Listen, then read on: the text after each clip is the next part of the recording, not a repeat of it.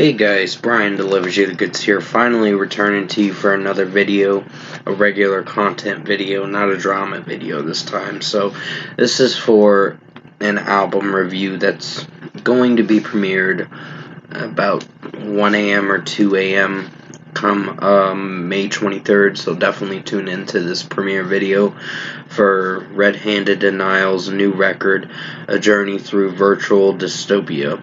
It actually got leaked on the 20th of May, so recently. So I'm recording this on the 22nd because I didn't find out about this till like Tuesday night or whatever, so I was pretty surprised. Tuesday evening or something like that. So basically, yes, let's dive into this album review. It's 10 songs. It's a 32-minute and 5-second record. And yeah, we're gonna dive into the first song, which is Parasite.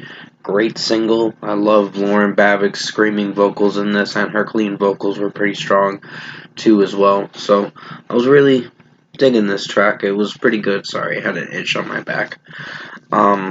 So basically a strong track. Definitely rocks for sure. It was one of the highlights that I enjoyed for this record. One of them, but still strong track. 5 out of 5. Excuse my yawning, I'm gonna be going to bed soon. My Demise is a pretty good song in its own way. I think it's a little on the uneasy side some of the time. I still don't hate this track. I just think it's pretty good in its own way. It just has some moments where I feel unsure about what I think of this track. Like, I like it, but then I have a few critiques with how Lauren Babick's singing it from time to time. Her vocals tend to be fine for this track, but they have its hit or miss moments. But overall, strong track regardless. 4.75 out of 5. One More Night is a pretty good track. It does tend to drag on a little bit, but it's still pretty good song for what it went for. 4.75 out of 5 for this one too. So Falling Back to You was one of my favorites. I really like this track for how it sounds. And Lauren Babick's screams in it are pretty strong for sure, so from time to time. So I'd give this a 5 out of 5 for Falling Back to You. Definitely worth checking out this track as a regular song. It sounds really interesting of a track, and Lauren Babick's vocals and drum work and guitar work and mixing and production is pretty strong. Then we get to Driving Towards a Neon Sunset, which is a inner electronic instrumental song in a way.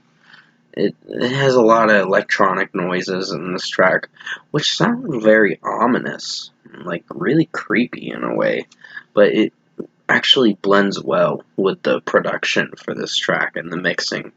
So I'm really digging this, and it does feel like a future dystopia, a virtual dystopia in a way, and it's really interesting what the title of the record is. So I love the title of the album. It sounds really interesting, like you're going into like a VR kind of experience with this record.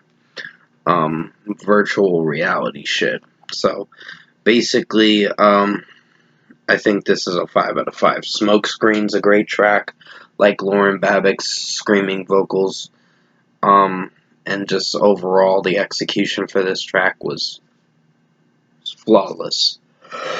So 5 out of 5. Excuse my yawning in a bit or whatever. So, and then I found myself in a virtual dystopia. Pretty strong track for what it went for. Really enjoyed this track for how it sounded. So this is a good 5 out of 5.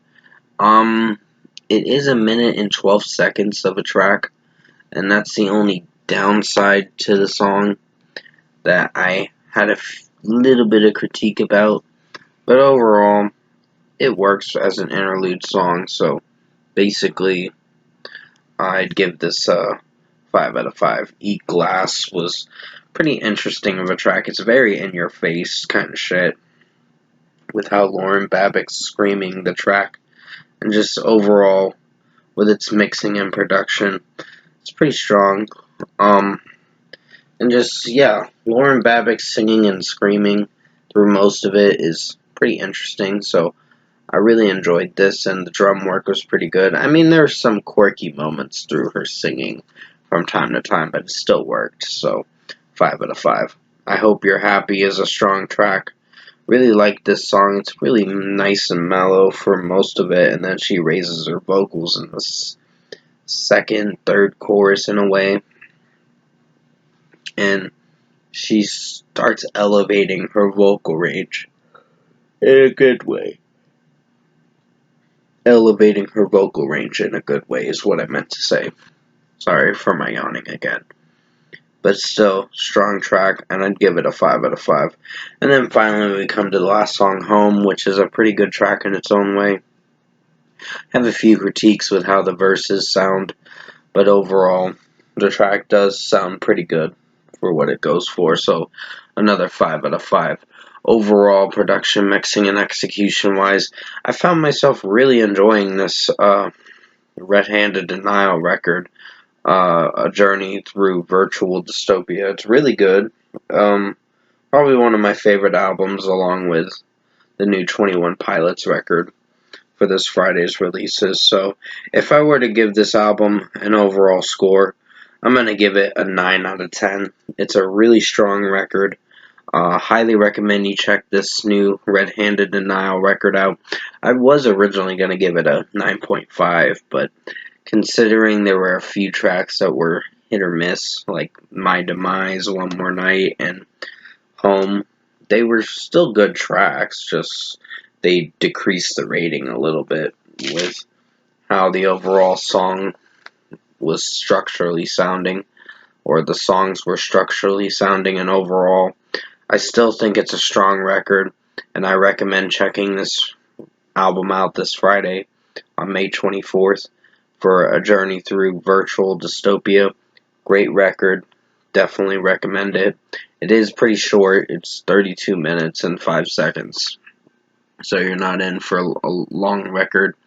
But it goes by pretty quick with what you listen to. So 9 out of 10 for Red-Handed Denial, A Journey Through Virtual Dystopia album.